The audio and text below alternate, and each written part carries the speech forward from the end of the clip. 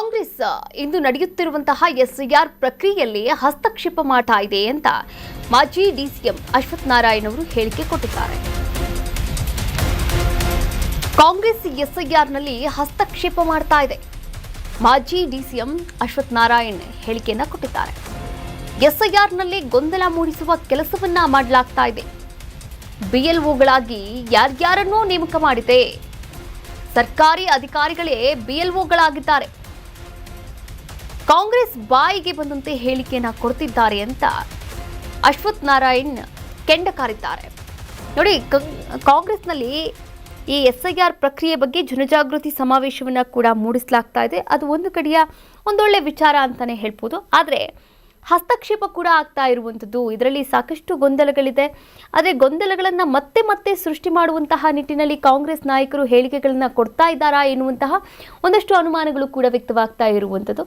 ಆದರೆ ಈ ಕಾಂಗ್ರೆಸ್ನ ಎಸ್ಐಆರ್ನಲ್ಲಿ ಹಸ್ತಕ್ಷೇಪ ಏನು ಮಾಡ್ತಾ ಇದೆ, ಈ ವಿಚಾರಕ್ಕೆ ಸಂಬಂಧಪಟ್ಟಂತೆ ಮಾಜಿ ಡಿಸಿಎಂ ಅಶ್ವಥ್ ನಾರಾಯಣ್ ಅವರು ಹೇಳಿಕೆಯನ್ನು ಕೊಟ್ಟಿದ್ದಾರೆ. ನೋಡಿ, ಎಸ್ಐಆರ್ನಲ್ಲಿ ಗೊಂದಲ ಮೂಡಿಸುವಂತಹ ಕೆಲಸ ರಾಜ್ಯ ಸರ್ಕಾರದಿಂದ ಆಗ್ತಾ ಇದೆ. ಬಿಎಲ್ಒಗಳಾಗಿ ಯಾರ್ಯಾರನ್ನೂ ನೇಮಕ ಮಾಡಿದೆ. ಸರ್ಕಾರಿ ಅಧಿಕಾರಿಗಳೇ ಬಿಎಲ್ಒಗಳಾಗಿದ್ದಾರೆ. ಕಾಂಗ್ರೆಸ್ ಬಾಯಿಗೆ ಬಂದಂತೆ ಹೇಳಿಕೆಯನ್ನು ಕೊಡ್ತಿದ್ದಾರೆ ಅಂತ ಅಸಮಾಧಾನವನ್ನು ವ್ಯಕ್ತಪಡಿಸಿದ್ದಾರೆ ಅಶ್ವಥ್ ನಾರಾಯಣ್. ಬಿಎಲ್ಒಗಳ ನೇಮಕ ಕಾನೂನಿನ ಪ್ರಕಾರ, ಎಲೆಕ್ಷನ್ ಕಮಿಷನ್ ಪ್ರಕಾರ ಅವರೆಲ್ಲ ಸರ್ಕಾರಿ ನೌಕರರೇ ಆಗಿರಬೇಕು. ಸರ್ಕಾರಿ ನೌಕರನ್ನೇ ಬಿಎಲ್ಒಗಳಾಗಿ ನೇಮಕ ಮಾಡುವಂತದ್ದಾಗಬೇಕು. ಆದರೆ ಇಲ್ಲಿ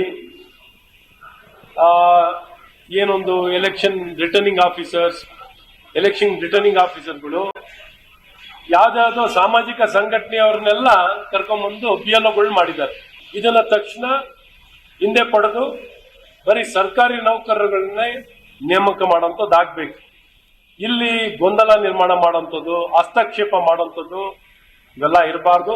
ಸರ್ಕಾರನೇ ಇವತ್ತು ಸರ್ಕಾರದ ಮಂತ್ರಿಗಳು ತಲೆಗೆ ಬಂದಂತೆ ಬಾಯಿಗೆ ಬಂದಂತೆ ಮಾತಾಡ್ತಿದ್ದಾರೆ.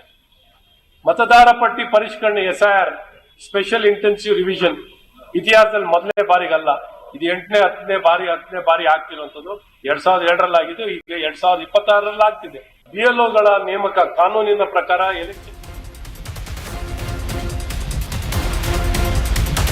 ಮತಪಟ್ಟಿಯಿಂದ ಹೆಸರು ತೆಗೀತಾರೆ ಅಂತ ಅಪಪ್ರಚಾರವನ್ನು ಮಾಡ್ತಾ ಇದ್ದಾರೆ ಕಾಂಗ್ರೆಸ್ ನಾಯಕರು ಅಪಪ್ರಚಾರವನ್ನು ಮಾಡ್ತಾ ಇದ್ದಾರೆ ಎಸ್ಐಆರ್ ಪ್ರಕ್ರಿಯೆ ಬಗ್ಗೆ. ಬಿಜೆಪಿ ಶಾಸಕ ಸುರೇಶ್ ಗೌಡ ಈ ಕುರಿತಂತೆ ಹೇಳಿಕೆಯನ್ನ ಕೊಟ್ಟಿದ್ದಾರೆ. ಮುಸಲ್ಮಾನರನ್ನ ತೆಗಿತಾರೆ ಅಂತ ಅಪಪ್ರಚಾರವನ್ನು ಮಾಡಲಾಗ್ತಾ ಇದೆ. ಸರಿಯಾದ ದಾಖಲೆಯನ್ನ ವೋಟ್ ಡಿಲೀಟ್ ಆಗಲ್ಲ. ಸರಿಯಾದ ದಾಖಲೆಯನ್ನ ಕೊಟ್ರೆ ಬಾಂಗ್ಲಾದೇಶದ ಮುಸ್ಲಿಮರನ್ನ ಕಿತ್ತು ಹಾಕಿದ್ದಾರೆ. ಕರ್ನಾಟಕದ ಮುಸ್ಲಿಮರಿಗೆ ಯಾವುದೇ ತೊಂದರೆ ಆಗಲ್ಲ ಅಂತ ಇದೀಗ ಸುರೇಶ್ ಗೌಡ ಅವರು ಹೇಳಿಕೆಯನ್ನ ಕೊಟ್ಟಿದ್ದಾರೆ. ನೋಡಿ, ಎಸ್ಐಆರ್ ಪ್ರಕ್ರಿಯೆ ನಡೀತಾ ಇದೆ. ಈ ಪ್ರಕ್ರಿಯೆ ಬಗ್ಗೆ ಕಾಂಗ್ರೆಸ್ ನಾಯಕರು ಅಸಮಾಧಾನವನ್ನು ವ್ಯಕ್ತಪಡಿಸ್ತಾ ಇರುವಂಥದ್ದು. ಅದು ಯಾವ ವಿಚಾರವಾಗಿ?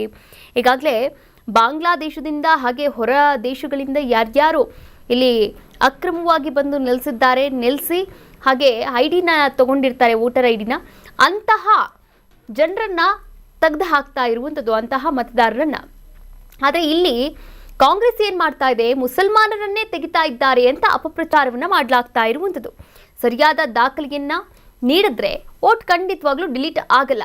ಆದರೆ ನೋಡಿ, ಇಲ್ಲಿ ಕರ್ನಾಟಕದ ಮುಸ್ಲಿಮರಿಗೆ ಯಾವುದೇ ರೀತಿಯ ತೊಂದರೆ ಆಗಲ್ಲ, ಬಾಂಗ್ಲಾದೇಶದ ಮುಸ್ಲಿಮರನ್ನ ಮಾತ್ರ ಕಿತ್ತು ಹಾಕ್ತಾ ಇದ್ದಾರೆ ಎನ್ನುವಂತಹ ಹೇಳಿಕೆಯನ್ನ ಇದೀಗ ಸುರೇಶ್ ಗೌಡ ಅವರು ಕೊಟ್ಟಿದ್ದಾರೆ. ಇವತ್ತಿಂದ ಪ್ರಾರಂಭ ಆಗಿದೆ. ಮತದಾರರ ವೋಟರ್ಗಳನ್ನು ಪರಿಷ್ಕರಣೆ ಮಾಡುವಂಥದ್ದು. ಯಾರು 18 ವರ್ಷ ಆಗಸ್ಟ್ 31ನೇ ತಾರೀಕು ಒಳಗಡೆ ಇರ್ತಾರೆ, ಅವರು ಕೂಡ ಹೊಸದಾಗಿ ಸೇರ್ಪಡೆ ಆಗ್ಬೋದು. 2002 ವೋಟರ್ ಲಿಸ್ಟಿಂದ ಯಾರಿರ್ತಾರೆ ಅವ್ರದ್ದು ಮಾತ್ರ ಉಳ್ಕೊಳ್ಳದೆ, ಇದ್ದವ್ರದ್ದೆಲ್ಲ ರಿಮೂವ್ ಮಾಡ್ತಾರೆ. ಆಮೇಲೆ ಇವತ್ತು ಒಂದು ವೋಟರ್ಸ್ನ ಸೇರಿಸೋದಕ್ಕೆ ಮನೆಗೆ ಹೋಗಿ BLOಗಳು, ಶಿಕ್ಷಕರನ್ನ ಯಾರನ್ನ ಅಪಾಯಿಂಟ್ ಮಾಡಿದ್ದಾರೆ ಅವರು ಇವತ್ತು ಮನೆಗೆ ಹೋಗಿ ಫಾರ್ಮ್ಸ್ ಕೊಡ್ತಾರೆ. ನಿಮ್ಮ ಹೆಸರುಗಳನ್ನು ಸೇರ್ಪಡೆ ಮಾಡಿಸ್ಕೊಳ್ಳಿ, ನಿಮ್ಮ ಅಡ್ರೆಸ್ಸು, ವಿಳಾಸ, ಒಂದು ಭಾವಚಿತ್ರ ಫೋಟೋವನ್ನು ಕೊಟ್ಟು ನೋಂದಣಿ ಮಾಡ್ಕೊಳ್ಳಿ ಅಂತ ಕೊಡ್ತಾರೆ. ನಾನು ಎಲ್ರಿಗೂ ವಿನಂತಿ ಮಾಡ್ತೇನೆ, ತುಮಕೂರು ಗ್ರಾಮಾಂತರ ವಿಧಾನಸಭಾ ಕ್ಷೇತ್ರ ಮತ್ತು ಇಡೀ ರಾಜ್ಯದ ಜನತೆಗೆ ಇದರಲ್ಲಿ ಭಾಗವಹಿಸಿ. ಇದರಲ್ಲಿ ಏನೋ ಇರೋರು ಓಟ್ನ ತೆಗಿಸ್ಬೇಕು ಅನ್ನೋದು ಕಾಂಗ್ರೆಸ್ನವ್ರು ಅಪಪ್ರಚಾರ ಮಾಡ್ತಾರೆ. ಇಲ್ಲಿ ಯಾರು ಓಟು ತೆಗಿಸಲ್ಲ. ಆದರೆ ಅವ್ರಿಗೇನೊಂದು ಆತಂಕ ಅಂದರೆ, ಈ ದೇಶದಲ್ಲಿ ಎಲ್ಲ ಚುನಾವಣೆಗಳು ನಿರಂತರವಾಗಿ ಸೋಲ್ಕೊಂಬರ್ತಿದ್ದಾರೆ. ಆ ಸೋಲೋ ಅಂತ ಒಂದು ಏನೋ ಅವ್ರ ಮೇಲೆ ಇದೆ, ಜನ ತಿರಸ್ಕಾರ ಮಾಡಿದ್ದಾರೆ. ಆ ತಿರಸ್ಕಾರವನ್ನು ಮುಚ್ಕೊಳ್ಳೋದಕ್ಕೆ ಏನು ಮಾಡ್ತಾ ಇದ್ದಾರೆ, ನಮ್ಮ ಮತದಾರಗಳನ್ನ, ಮುಸಲ್ಮಾನರ ಮತದಾರಗಳನ್ನು, ಅಲ್ಪಸಂಖ್ಯಾತರ ಮತದಾರಗಳನ್ನು ರಿಮೂವ್ ಮಾಡಿಸಿ ಚುನಾವಣೆಯಲ್ಲಿ ಗೆಲ್ತಾ ಇದ್ದಾರೆ ಅಂತೇಳಿ ಅಪಪ್ರಚಾರ ಮಾಡ್ತಿದ್ದಾರೆ. ದೇಶದಲ್ಲಿ ಯಾವೊಬ್ಬ ಮತದಾರರ ಹೆಸರುಗಳನ್ನು ಭಾರತೀಯ ಜನತಾ ಪಕ್ಷ ಆಗಲಿ, election commission is independent body. ರಾಜ್ಯ ಕಾಂಗ್ರೆಸ್ ಸರ್ಕಾರ ಎಸ್ಐಆರ್ ಮಾಡುವುದನ್ನ ತಡಿತಾ ಇದೆ. ಬಾಂಗ್ಲಾ ಮತದಾರರನ್ನ ಕೈಬಿಡಲು ಇವರಿಗೆ ಇಷ್ಟವಿಲ್ಲ.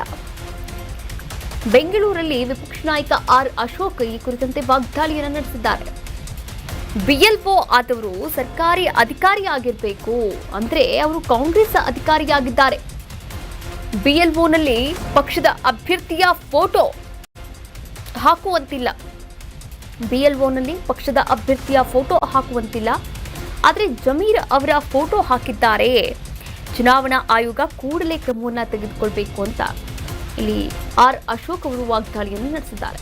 ನೋಡಿ, ಬಾಂಗ್ಲಾದೇಶದ ಮುಸ್ಲಿಮರನ್ನ ಕಿತ್ತು ಹಾಕ್ತಾ ಇದ್ದಾರೆ ಅಂತ ಒಂದು ಕಡೆ ಅಪಪ್ರಚಾರವನ್ನು ಮಾಡಲಾಗ್ತಾ ಇರುವಂಥದ್ದು. ಅದರ ಜೊತೆಗೆ ಬಾಂಗ್ಲಾ ಮತದಾರರನ್ನ ಕೈಬಿಡೋಕೆ ಇವರಿಗೆ ಇಷ್ಟವಿಲ್ಲ ಅಂತ ಇಲ್ಲಿ ಆರ್ ಅಶೋಕ್ ಅವರು ಹೇಳಿಕೆಯನ್ನ ಕೊಡ್ತಾ ಇದ್ದಾರೆ. ಬೆಂಗಳೂರಲ್ಲಿ ವಿಪಕ್ಷ ನಾಯಕ ಆರ್ ಅಶೋಕ್ ಏನ್ ಮಾತನಾಡಿದ್ದಾರೆ ಈ ಒಂದು ಪ್ರಕ್ರಿಯೆ ಕುರಿತಂತೆ ನೋಡ್ಕೊಂಡು ಬರೋಣ. ನನಗನ್ಸುತ್ತೆ ರಾಜ್ಯ ಸರ್ಕಾರ ಎಲ್ಲೋ ಒಂದ್ ಕಡೆ ಈ SIRಗೆ ಸರಿಯಾದಂತ ಅಧಿಕಾರಿಗಳನ್ನೇ ಆಗ್ತಾ ಇಲ್ಲ.